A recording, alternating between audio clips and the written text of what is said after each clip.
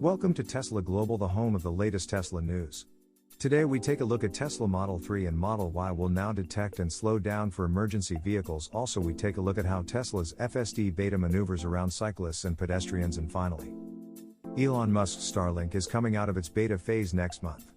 Without any hesitation, let's get into the video.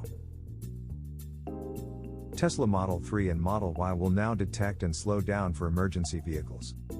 Tesla's software update 2021.24.12 seems to include something noteworthy for the Model 3 and Model Y. While the software update's release notes were identical to previous updates in the way that they highlight features like Disney Plus streaming and car wash mode, 2021.24.12 also included something that would likely make the Model 3 and Model Y even safer on the road. As per observations of Tesla owner at analytic_ETH, who was able to view the 2021.24.12 owner's manual for the Model 3 and Model Y, a particularly interesting section on how autosteer responds to emergency vehicles has been added by the company.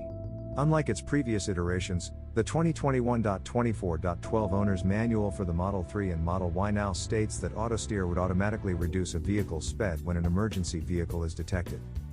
If Model 3/Moldy detects lights from an emergency vehicle when using autosteer at night on a high-speed road, the driving speed is automatically reduced and the touchscreen displays a message informing you of the slowdown. You will also hear a chime and see a reminder to keep your hands on the steering wheel. When the light detections pass by or cease to appear, autopilot resumes your cruising speed. Alternatively, you may tap the accelerator to resume your cruising speed, Tesla noted. A look at the updated owner's manual shows that the company is still emphasizing that drivers must be fully aware and vigilant when operating features like autosteer and autopilot. While the Model 3 and Model Y are now capable of slowing down for emergency vehicles, drivers must still be ready to take over if needed. Tesla was also careful to highlight that the feature would likely not be perfect, and thus, it must be used cautiously. Never depend on autopilot features to determine the presence of emergency vehicles. Model 3/Moldy may not detect lights from emergency vehicles in all situations. Keep your eyes on your driving path and always be prepared to take immediate action, Tesla wrote. The National Highway Traffic Safety Administration, NHTSA, has launched an investigation on driver assist systems like Tesla's autopilot system. More recently, the NHTSA expanded its investigation by requesting information from 12 other manufacturers that employ driver assist systems on their vehicles. Automakers included in the NHTSA's expanded list include BMW, Honda, Hyundai, Toyota, Ford, Nissan, Stellantis, Kia, Volkswagen, General Motors, Mercedes-Benz, and Subaru. How Tesla's FSD beta maneuvers around cyclists and pedestrians. Tesla's full self-driving beta has launched the company's status as a semi-autonomous driving platform into the stratosphere, revealing that the automaker is evidently head and shoulders above its competitors. While the vehicles equipped with the latest versions of FSD beta perform pretty well in typical traffic scenarios, there are plenty of interactions that the cars need to maneuver through that are not as heavily publicized. A video from YouTube user Elongsnet shows a compilation of FSD beta-equipped vehicles maneuvering around cyclists and pedestrians who are biking or walking on the shoulder of the road. While Teslarati has touched on some of these instances in the past, the company's FSD suite continues to improve with every mile driven, making the vehicle's operation more precise and robust as future software versions continue to be released to the public. Several clips within the video show the timidness and conservative nature of FSD beta.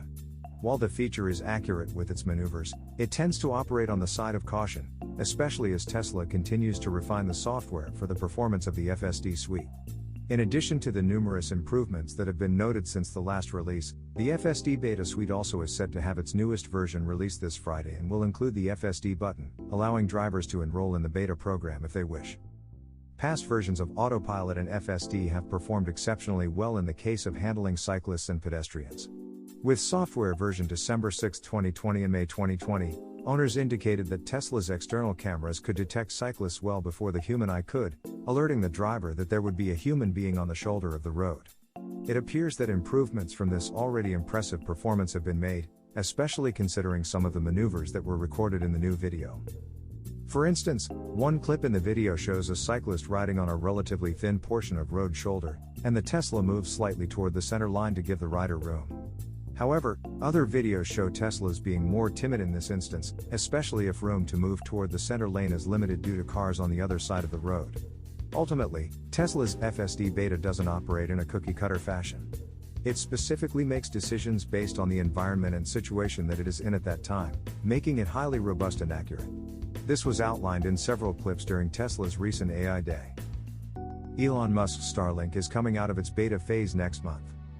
Starlink is coming out of its beta phase next month, as confirmed by SpaceX CEO Elon Musk on Twitter. With this milestone expected to be reached soon, Starlink could very well be on its way towards becoming a potential disruptor in the internet service provider segment. In a way, Musk's comments on Twitter are quite accurate. Earlier this year, after all, the SpaceX CEO stated that Starlink would likely come out of its beta phase in summer 2021. If Musk's recent comments prove accurate, Starlink will be coming out of its beta stage in early fall 2021 instead. Starlink's ongoing beta program has expanded significantly over the past months. So far, the satellite internet system is providing high-speed internet access to over 100,000 customers across 14 countries. As per Musk's previous comments, Starlink is expected to reach worldwide coverage later this year. While Starlink is still in its early stages, the high-speed satellite internet system is seeing a lot of progress as of late. During the 2021 satellite conference earlier this month, for example, SpaceX Chief Financial Officer Brett Johnson stated that SpaceX is already producing 5,000 Starlink dishes every week.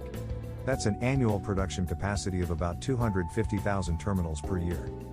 This ramp in Starlink's dish production would be extremely valuable for SpaceX as the service comes out of its beta stage.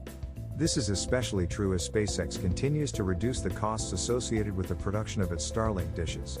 Johnson noted that next-gen Starlink kits would simultaneously have production costs and increase manufacturing throughput. These milestones are expected to be reached as early as Q4 2021. Starlink is one of Elon Musk's projects that is quite understated but still potentially disruptive.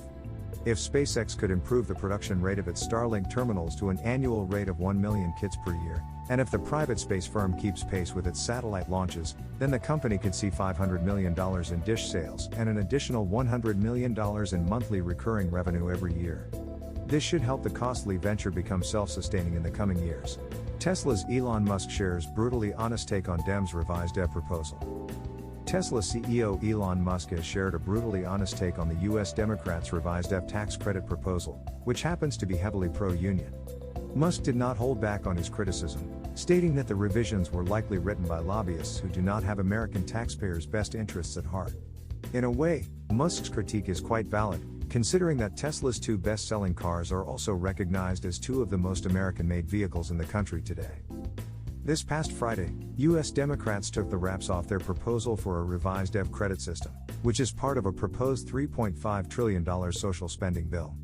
Unlike the previous proposal, which aims to uncap the $7,500 tax credit, grants an additional $2,500 incentive for cars produced in a union factory, and gives another $2,500 for EVs built in the United States, the revised proposal practically penalizes EV makers that do not employ a unionized workforce. Under the revised proposal, the $7,500 tax credit would still be uncapped for automakers. However, the legislation also proposes a whopping $4,500 incentive for vehicles that are assembled in a union factory. The proposal aims to award a rather conservative $500 to vehicles that are equipped with a battery manufactured in the United States as well. The revised proposal would apply to sedans priced below $55,000, SUVs priced under $69,000, and trucks that cost $74,000 and below. Under the revised proposal, Tesla's electric vehicles would miss out on $4,500 worth of incentives simply because Fremont's workers have opted to not unionize. The stance of Tesla's workers at Fremont is not that surprising either, considering that the facility, back when it was being operated as a Toyota-GM joint venture called NUMMI, was closed under the watch of the United Auto Workers Union, UAW. The closure of the plant was not received well by NUMMI workers, with some employees publicly clashing with UAW officials during discussions. It's not just Elon Musk who has spoken out against the Democrats' heavily pro-union EV tax credit proposal. Honda and Toyota, both of whom do not employ a unionized workforce in the United States, sharply criticized the Democrats' revisions. Honda noted that the bill was unfair and that it discriminates among EVs made by hardworking American auto workers based simply on whether they belong to a union. Toyota, for its part, noted in a statement that the plan discriminates against American auto workers based on their choice not to unionize. Do you think the full self-driving will aid drivers or harm them? Let me know in the comments below. If you enjoyed the video then please leave a like, and if you are new to the channel then why not subscribe and help us to 5K subs.